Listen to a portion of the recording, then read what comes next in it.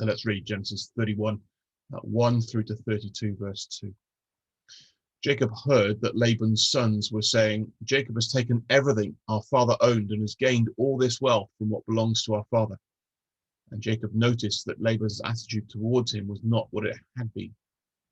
Then the Lord said to Jacob, go back to the land of your fathers and to your relatives, and I will be with you. So Jacob sent word to Rachel and Leah to come out to the fields where his flocks were. He said to them, I see that your father's attitude towards me is not what it was before, but the God of my father has been with me. You know that I've worked for your father with all my strength, yet your father has cheated me by changing my wages 10 times. However, God has not allowed him to harm me. If he said, the speckled ones will be your wages, then all the flocks gave birth to speckled young. And if he said, the streaked ones will be your wages, then all the flocks bore streaked young. So God has taken away your father's livestock and has given them to me. In the breeding season, I once had a dream in which I looked up and saw that the male goats mating with the flock were streaked, speckled, or spotted. The angel of God said to me in the dream, Jacob. I answered, here I am. And he said, look up and see that all the male goats mating with the flock are streaked, speckled, or spotted. For I have seen all that Laban has been doing to you. I am the God of Bethel, where you anointed a pillar and where you made a vow to me. Now leave this land at once and go back to your native land. Then Rachel and Leah replied, do we still have any share in the inheritance of our father's estate? Does he not regard us as foreigners? Not only has he sold us, but he has used up what was paid for us. Surely all the wealth that God took away from our father belongs to us and our children. So do whatever God has told you. Then Jacob put his children and his wives on camels, and he drove all his livestock ahead of him, along with all the goods he had accumulated in Paddan Aram, or to go to his father Isaac in the land of Canaan. When Laban had gone to shear his sheep, Rachel stole her father's household gods. Moreover, Jacob deceived Laban the Aramean by not telling him he was running away. So he fled with all he had, crossed the river Euphrates, and headed for the hill country of Gilead. On the third day, Laban was told that Jacob had fled. Taking his relatives with him, he pursued Jacob for 7 days and caught up with him in the hill country of Gilead. Then God came to Laban the Aramean in a dream at night and said to him, be careful not to say anything to Jacob, either good or bad. Jacob had pitched his tent in the hill country of Gilead when Laban overtook him, and Laban and his relatives camped there too. Then Laban said to Jacob, what have you done? You've deceived me, and you've carried off my daughters like captives in war. Why did you run off secretly and deceive me? Why didn't you tell me so that I could send you away with joy and singing to the music of tambourines and harps? You didn't even let me kiss my grandchildren and my daughters goodbye. You have done a foolish thing. I have the power to harm you. But last night the God of your father said to me, be careful not to say anything to Jacob, either good or bad. Now you've gone off because you long to return to your father's household. But why did you steal my gods? Jacob answered Laban, I was afraid because I thought you'd take your daughters away from me by force. But if you find anyone who has your gods, that person shall not live. In the presence of our relatives, see for yourself whether there is anything of yours here with me, and if so, take it. And Jacob did not know that Rachel had stolen the gods. So Laban went into Jacob's tent and into Leah's tent and into the tent of the 2 female servants, but he found nothing. After he came out of Leah's tent, he enters Rachel's tent. Now Rachel had taken the household gods and put them inside her camel's saddle and was sitting on them. Laban searched through everything in the tent, but found nothing. Rachel said to her father, don't be angry, my lord, that I cannot stand up in your presence. I'm having my period. So he searched but could not find the household gods. Jacob was angry and took Laban to task. What is my crime? He asked Laban. How have I wronged you that you hunt me down? Now that you have searched through all my goods, what have you found that belongs to your household? Put it here in front of your relatives and mine, and let them judge between the 2 of us. I have been with you for 20 years now. Your sheep and goats have not miscarried, nor have I eaten rams from your flocks. I did not bring you animals torn by wild beasts. I bore the loss myself.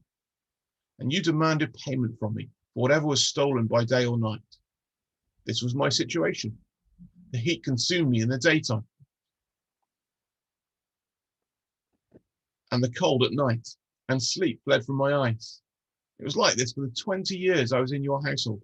I worked for you 14 years for your 2 daughters and 6 years for your flocks, and you changed my wages 10 times. If the God of my father, the God of Abraham, and the fear of Isaac had not been with me, you would surely have sent me away empty-handed. But God has seen my hardship and the toil of my hands, and last night he rebuked you." Laban answered Jacob, "The women are my daughters, the children are my children, and the flocks are my flocks. All you see is mine. Yet what can I do today about these daughters of mine, or about the children they have borne? Come now, let's make a covenant, you and I, and let it serve as a witness between us." So Jacob took a stone and set it up as a pillar. He said to his relatives, "Gather some stones." So they took stones and piled them in a heap, and they ate there by the heap.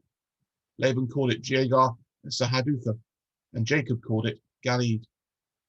Laban said, "This heap is a witness between you and me today." This is why it was called Galeed. It was also called Mizpah, because he said, "May the Lord keep watch between you and me when we are far from each other. If you ill-treat my daughters, or if you take any wives beside my daughters, even though no one is with us, remember that God is a witness between you and me." Laban also said to Jacob, "Here is this heap, and here is this pillar I have set up between you and me. This heap is a witness, and this pillar is a witness, that I will not go past this heap to your side to harm you, and you will not go past this heap and pillar to my side to harm me. May the God of Abraham and the God of Nahor and the God of their father judge between us." So Jacob took an oath in the name of the fear of his father Isaac. He offered a sacrifice there in the hill country and invited his relatives to a meal. After they had eaten, they spent the night there. Early the next morning, Laban kissed his grandchildren and his daughters and blessed them. Then he left and returned home. Jacob also went on his way, and the angels of God met him. When Jacob saw them, he said, "This is the camp of God." So he named the place Mahanaim. Well, this is a fascinating passage, isn't it? We come to the end of Jacob's time in exile. It's frightening, isn't it, that his mum had said go away for a short time until Esau's anger calms down, and we're now 20 years later, and so much has happened. And as Jacob looks back on this period of time, he recounts basically that he's been mistreated, he's been lied to, he's had to bear the worst end of all the deals. He's been exposed in the sunshine and the cold. He's been through 20 years of hardship and being mistreated. And yet he gives testimony to the fact that actually through all of that, God has watched over him and kept him. And all that he has now is because of God's doing. And we see God's direct intervention in this passage too, don't we? We see Jacob hearing of the resentment of Laban's sons towards him for his growing wealth and their loss. And then he hears God's voice telling him it's time to go back to the promised land. And then Laban hears that Jacob has left, and God has to speak directly to Laban that he's not to harm Jacob as he goes, despite Laban's fury. God is protecting Jacob even in this.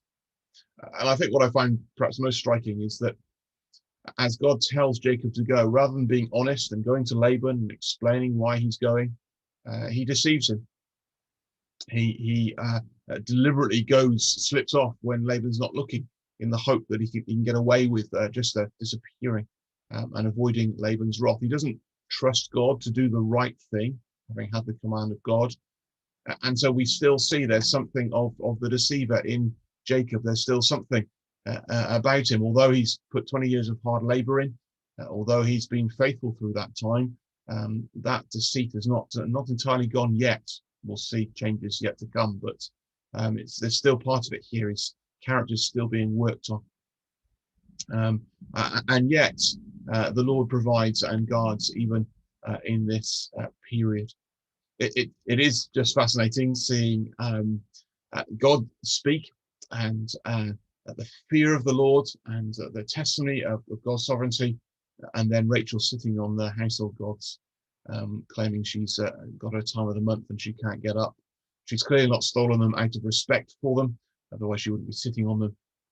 It seems to be that this is a kind of inheritance thing, that whoever's got the family gods has the claim to the family wealth, and it's almost as though Laban is losing everything here, his daughters, his flocks, and he's even lost his gods in all of this.